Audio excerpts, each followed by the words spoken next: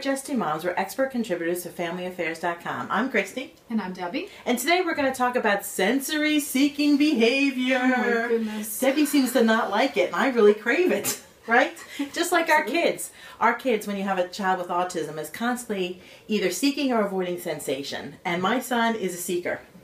And my son is a seeker in different ways than your son. Yes. So let's talk about that. Yeah, absolutely. Yeah. When my son was little, he loved to go over the threshold in any room. He loved that boom, boom feeling. So he would take that big yellow Tonka truck and go over. Boom, boom, boom, boom, all the time. He loved that. Right. And what we learned later on is Yeah. that does something to the muscles in his arms and his back and his brain, obviously, so that it makes him happy, feels good, and he does it over and over. Mm-hmm. Right? Yep, we're really big on the wagon too. We still have a wagon. Our second one, and I just got a replacement wheel because my son loves that. Mm-hmm. He got really angry when the neighbors replaced their sidewalk because he likes that boom boom again. He takes the back of the wagon and pushes it to get it. When we're at Target, I'm there a lot, Debbie. Yeah, you know. I know. With the carts, my son is looking for that divot in the ground too to get that boom boom. So if your grandmother is in that aisle, she better look out because my son is coming for her. He doesn't care that she's in the way. He wants that boom boom.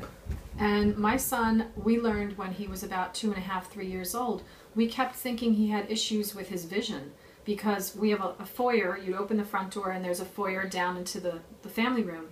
And whether the front door would be closed, the storm door would be closed, he would either be running from the family room as fast as he could, and you'd hear him from out of nowhere slam into the front door, and vice versa, throw himself down on the carpet, or vice versa, go all the way into the family room, throw himself down onto the carpet. And we kept thinking, is he tripping? Is there something wrong with his vision? There's got to be something going on there.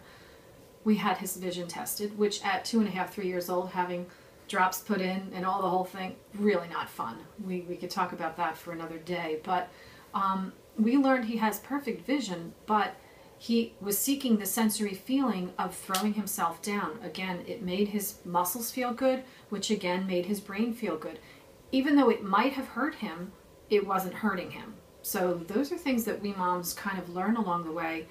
Nobody explained it to me or my husband, but we learned that that was just something that was a little bit different. Right. That is what my son enjoyed doing. So Yeah. I know in preschool they gave us a brush. Debbie, did you have a brush? We did. That you would brush? it was horrible. My son really enjoyed that. He liked the Yeah. brushing. And we also had like a compression thing where you Yeah. would compress here on both sides. He also really enjoyed that. So really, whatever your child is seeking, look for a good way to let that energy out. I know now Absolutely. today my son takes a ball and throws it against the door. Like a softball, not a baseball. And really enjoys that. All I hear is bump, bump, bump, bump, bump, bump. But you know what? The door will be fine.